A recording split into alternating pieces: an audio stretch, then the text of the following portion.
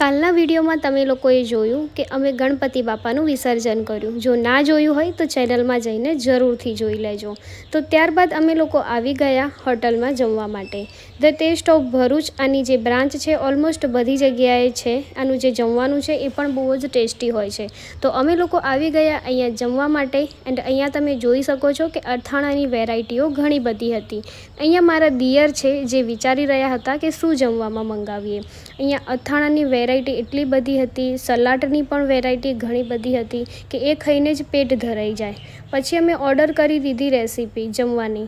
જે મંગાવ્યું હતું એમાં અમે વઘારેલો રોટલો, વેજ સબ્જી એન્ડ એમાં મંગાવી હતી એક પનીરની સબ્જી, જે મારી બિલકુલ પસંદ નથી આવતી। હવે મને પહેલાં પનીરની સબ્જી પસંદ હતી, હવે હું નથી ખાતી।